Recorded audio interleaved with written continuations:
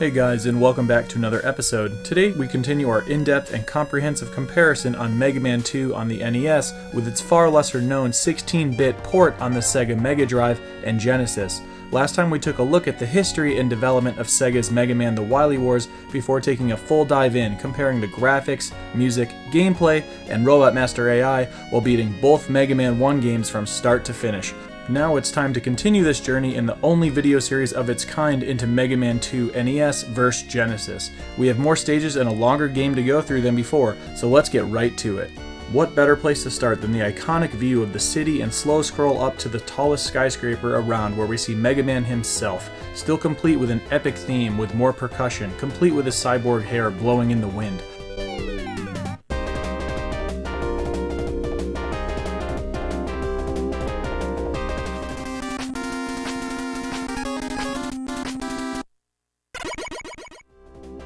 Upon starting the game, you'll notice there isn't a difficulty setting here anymore, and that's because the Sega version is similar to its Famicom original, with its default mode being comparable to the US difficult setting as opposed to normal. Now that we know what kind of challenge we're in for, let's take a look at that stage select screen, and here it's similar, although they went with a red backdrop instead of a blue one, and the Robot Master edges look a bit sharper in the original for whatever reason. Let's start with Metal Man and see how the stage intro music sounds.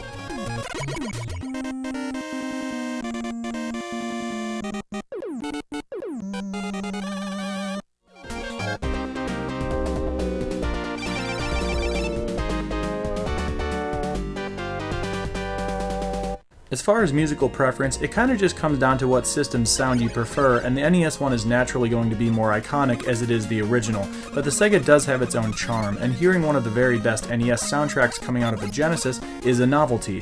While the first Mega Man has some great music, a couple of my favorites, you can just tell its sequels has more going on with deeper, richer, and more sophisticated melodies in general. The same thing goes with its backgrounds and foregrounds. While the first Wily ports added a lot of things that were never there to begin with, the second port didn't have to do that quite as much with Mega Man 2 since the series had immediately already stepped it up in that regard. Like here we have the Metal Gear spinning in the background, providing more depth in both versions, although we will be seeing some additional scrolling effects on other levels soon and other backgrounds as well. Of course, as far as gameplay goes, there are still those few crucial details as mentioned in Part 1, where your buster fire rate is nerfed and you can't pump out shots nearly as well as you once could. There are moments of slowdown, and your control just has the tiniest bit of delay, reminiscent of Mega Man 1. Considering that you have to play with a less effective weapon and slightly less responsive controls on the difficult setting means you are in for the most difficult Mega Man 2 experience that you've had yet. Meaning, even for the Robot Masters that you're used to tearing through without a problem, sometimes you just need to buckle the fuck down in order to barely clutch victory.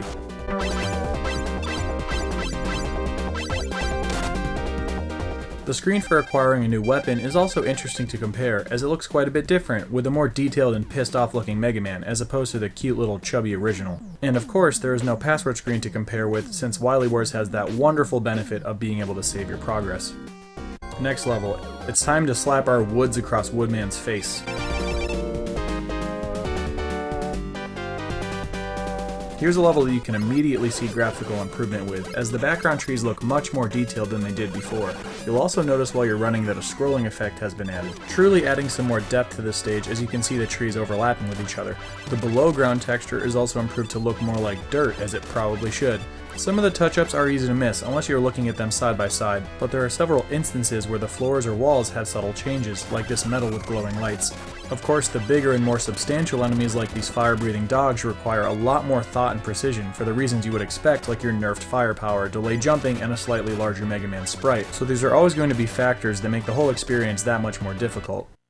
As we've seen Wily Wars do in the past, they turn a plain background into something with much more depth and detail, and Getting Outside is another great example of that, with a bluer sky, clouds, vines hanging from your platforms, and another layer of scrolling treetops. The fight with Woodman is a bit different, since Wily Wars has those few moments of surprisingly significant slowdown. It can be really tricky and inconsistent, since it feels like your jump can be the straw that broke the camel's back that pushes everything into a screeching halt. With the added difficulty and factors we've talked about, using Metal Man's blade quickly feels like the necessity in order to obtain victory. The background, ground, and floors are all touched up just like the rest of the stage, making you pumped to see what other details could have been added in the rest of this adventure. Here comes Airman, because what could be more terrifying than wood? How about the air that we breathe? For For the most part, things do look quite similar throughout the entire level. A main difference, they added moving pieces to the platforms that you're jumping and walking on. They're all complete with propellers, machinery, even chains and counterweights, making you feel as if you're really on some fortress that isn't magically in the sky but physically suspended in the air, which is pretty cool. The SEGA 16-bit effect on the music is once again a cool thing to admire and listen to. The bird egg enemies make this game immediately slow down if you don't manage to shoot the egg before it breaks and releases all the little birds. There are actually a few additional beams and broken towers in the background that weren't there before. The final boss hallway actually looks quite a bit different with details of broken glass, suspension cables, and fans, which are pretty cool additions. The boss room has some more added detail consistent with the rest of the level, and just as you might expect, Airman is definitely doable with the Buster, but with all the other factors going on, switching to Woodman's to throw some leaves in his face for a painless victory is something you may end up doing. As I'm sure many of you remember, you get to unlock some abilities as opposed to weapons from Dr. Light, and you'll see his face looks about the same, aside from some black eyebrows, and of course a full upper body shot complete with a jacket, making him look real professional at this point. Alright, now for the most menacing name of them all. Bubble Man, complete with his 5 Below scuba set.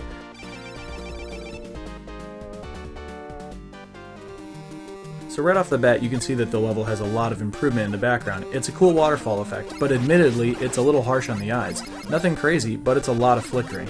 Now you can see that the Genesis has a much smoother effect going on, complete with towers behind the waterfall too, and it's a lot easier to look at. It just looks more like what it's supposed to represent. The water graphics also look more distinguished on and below platforms to show the physical effect between the two, and even on the surface of the water as you're jumping in, which is cool and looks right. Once you get underwater is when you can see more details have been added, with more of an industrial look, plus the platforms themselves are much less of a contrast with some other colors being used. And as you get to the bottom, you can see even more added detail, complete with what appears to be an ocean or lake floor with a little seaweed, some more industrial details of what appears to be support beams for towers, and some cool underwater wave effects, similar to the heat wave effect they used in Fireman from Mega Man 1. There are some more moments of potential slowdown depending on what weapon you use and how much you're moving around against some of these enemies. The last stretch of the level has more added details of buildings behind the waterfall, just like we saw in the beginning. The Bubble Man room has been touched up with a more detailed net with tears in it, along with recolored and details surrounding walls. The fight itself has quite a bit of pretty significant slowdown, since there are a lot of moving things on the screen with his bouncing bubbles, shooting projectiles, moving around, along with you jumping and shooting all at the same time. It can be tricky with all of that going on, but even on the higher difficulty and the factors we've been talking about, he isn't too horrible of a pattern, so it isn't too bad. Alright, that's half of them down. Now with Bubble Man out of the way, it's time to turn on the heat.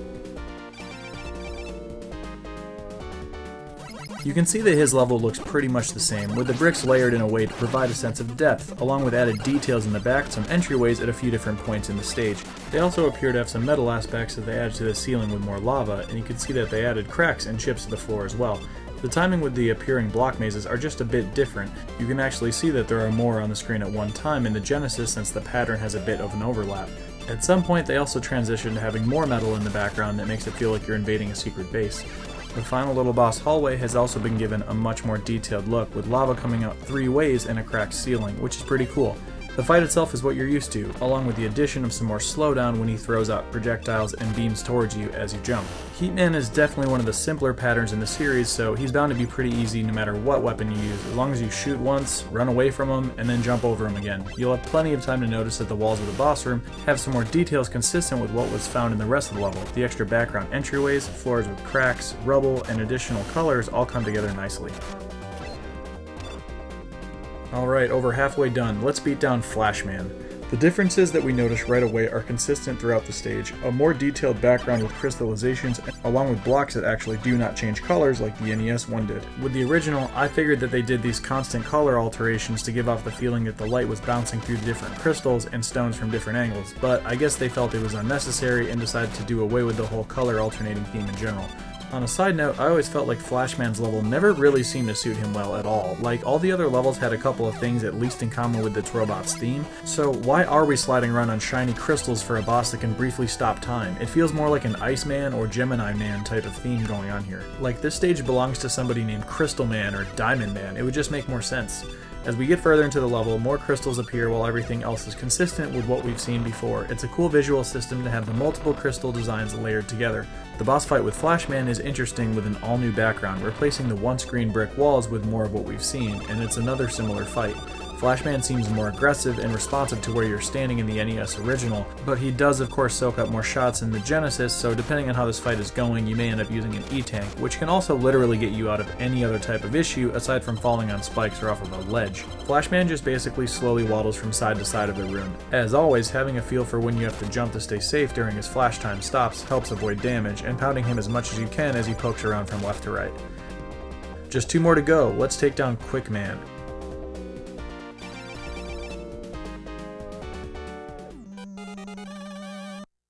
As we can see right away, they did a pretty large overhaul here on just how the walls and backgrounds were going to look, with multiple details and colors added where there just used to be silver and light blue stripes. The backgrounds have been enhanced with glowing lights, added details and shapes. The instant kill beam sections are cool to see side by side.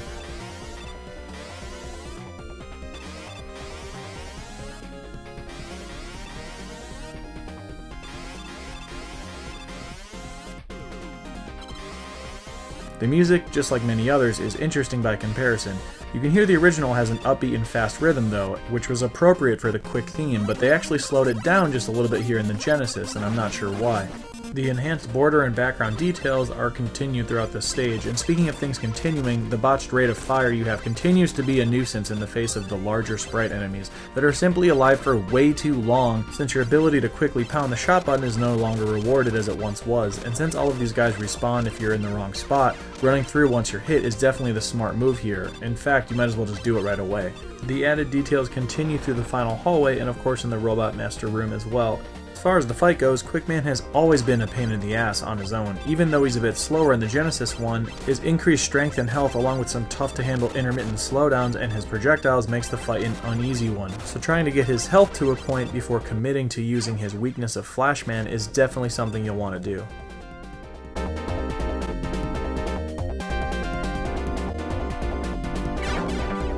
Alright, last Robot Master to go. Somebody must have had an automobile accident on their mind when they came up with Crashman. So for the first part of the level, we can see that the blue sky not only has clouds in the background, but they're scrolling, which is neat.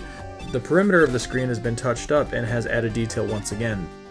The point in the stage where the screens transition from day to night has also been done better, since it spans the color transition over multiple screens at different points as opposed to something that is more abrupt in the NES original. Both of them have stars in the background later in the level, and another major part of the slowdown is seeing these bird enemies with their eggs, plus when you use the Woodman leaf shield, it's like Wily War's kryptonite, so you can expect to crawl almost whenever it makes sense to use that thing. As we have come to expect, the couple of things added throughout the level are present in the final hallway along with the fight against Crashman. With his predictable but quick and tricky pattern of running from side to side and always jumping as soon as you hit the fire button, you'll find yourself reaching for the air attack, which can only work if you make a conscious effort to get as far away from him as you can before jumping and turning for a quick shot that should hopefully float up into him, and with only 3 hits required with his weakness, he isn't too bad to finish off at all. Here we finally are on the home stretch to take out Dr. Wily for our second time, and the whole setup is still very similar with only minor graphical and sound differences.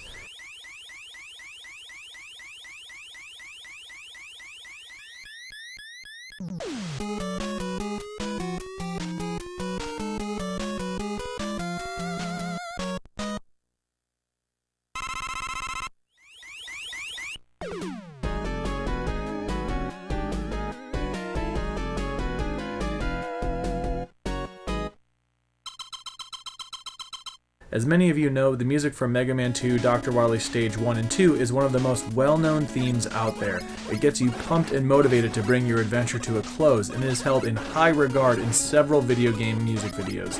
It also matches the pace of the momentum you want to move forward with in this type of level, and the Genesis version sounds good, although the slowdown from the birds again bring things to a screeching halt. As you make your way to the right, there are just some minor differences, and additions is what we've been seeing. Some nicer clouds, a more detailed ground and border, along with recolored fence and barrels.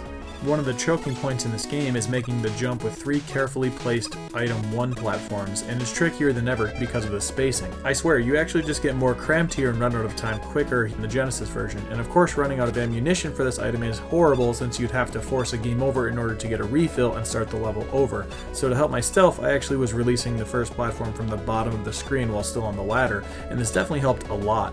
Once you're up there, the Dragon Boss area has a different feel with an all-new background to replace the once black screen, and the chase aspect doesn't work the same. In the NES, it feels like the screen is framed around the mechanical dragon as you have to survive as it scrolls with it. But in the Genesis, you seem to have the screen still locked around your character, and you can actually run away from the boss at first, which looks pretty funny compared to what you're used to. As far as the fight goes, you'll want to use Quickman's Boomerang just as you're used to, and like always with these big bosses, there's no invincibility buffer on their end, so you just want to pound these out as quickly as the game will let you. As always here, you just need to be especially careful where you're standing so you don't get knocked off and sent back to the last checkpoint, but as long as you're positioned on the front of the block to help not get knocked off, he's not too big of a deal. On to Wiley Stage 2, we can see right away that the overall color scheme has been changed away from the dull puke green into a more vibrant and detailed orange and metallic color theme. Plus some added detail and glowing lights help brighten up the background once again. While the graphics are consistently improved, there's always the consistent theme of slowdown in parts that used to be fast and fluid, like in this hallway where it makes sense to use the leaf shield to plow through these quickly regenerating drills for multiple health and ammo pickups. The stage continues to have its improved backgrounds where there used to be nothing, and before long, this continues as we enter the boss room. The boss health meter consists of all these enemies that are created with the shifting wall panels, and they're easiest to mow down with Metal Man's blades since you can throw it at an angle, so it's not too hard to move around and pump out the blades since they give you plenty of ammunition.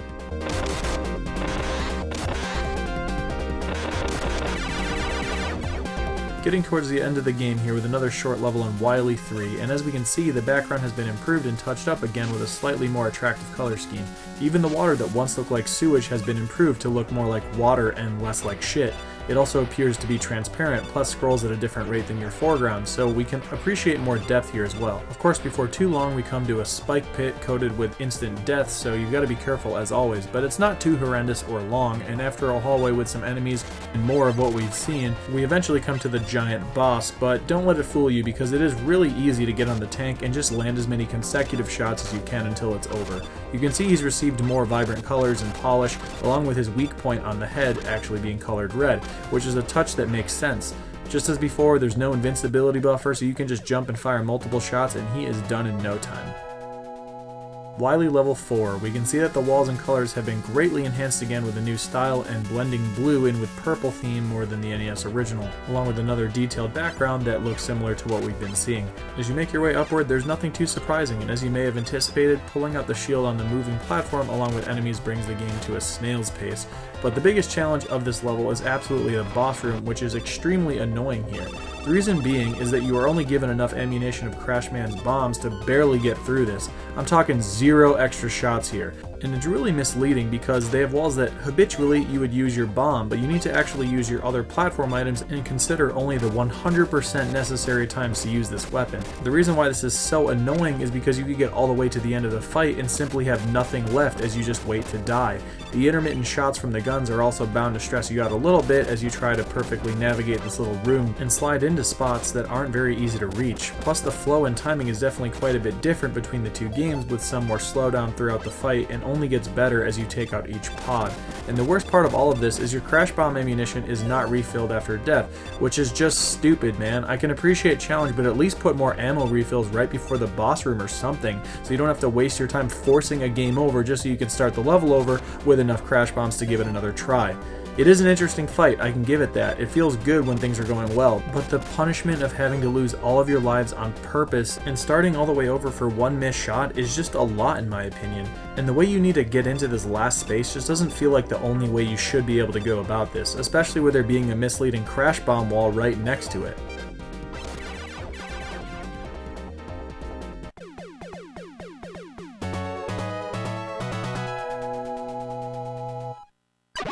The next stage leads you to a skull on the map that you've been waiting for, and this is actually just a big boss rush where you transport between all of the robot masters that you've beaten up until this point, which became a staple in the series with this entry, since the first Mega Man spread their rematches over a couple of levels instead of all in one room.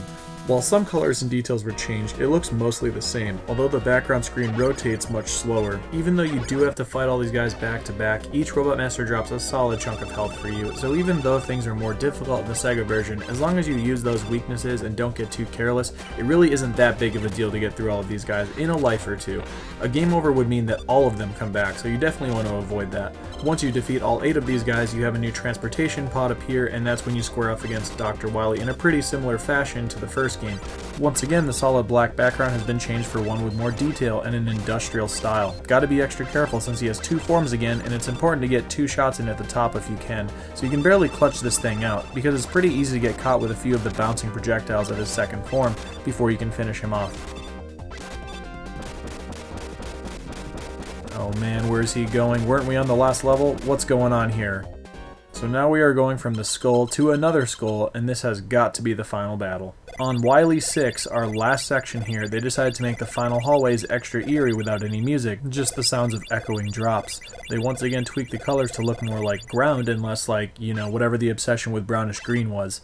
You would think a section like this wouldn't be much different at all, but the timing of the drops are actually way different. In the NES original, you consistently have to be careful in order to not run into a falling drop, and this can actually be a problem since they deal pretty heavy damage. It doesn't take long to realize that here in the Genesis you can actually run through the entire hallway without having to stop at all. Hard to determine if they meant to really change how this plays so much, but anyway, we're finally able to do the last fight in the game, where it appears that Dr. Wily transforms into an alien. Oh man, of all the weapons you have in your arsenal, what would you ever imagine is the only thing that could put a scratch on him in this form? It would be your bubbles. As little sense as it makes, it does result in a lot more interesting of a fight due to the limited range of the weapon.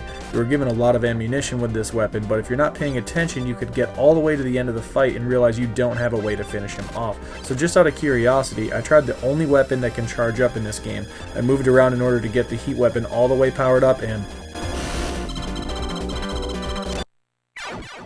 oh my god, is that what that does? I had no idea about that. Did any of you? Definitely had to include that clip. Jeez. So, after being more precise and diligent on attempt number 2, see that Dr. Wily was just fooling with us the entire time. He's not an alien. Which finally brings us to our close to Mega Man 2.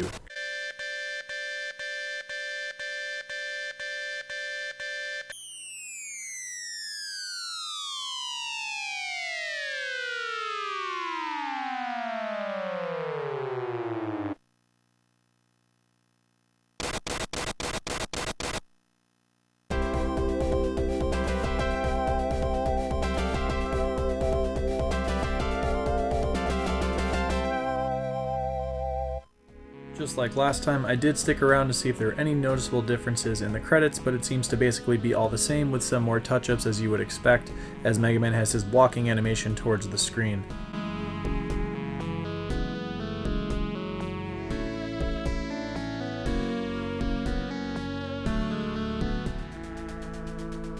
This is an extremely small detail, but it's one of the only things I've seen that the NES has that the Genesis doesn't, and it's when the credits start. The original has the scrolling stars as the music starts to play, and they are not moving in the SEGA version, which is kinda weird.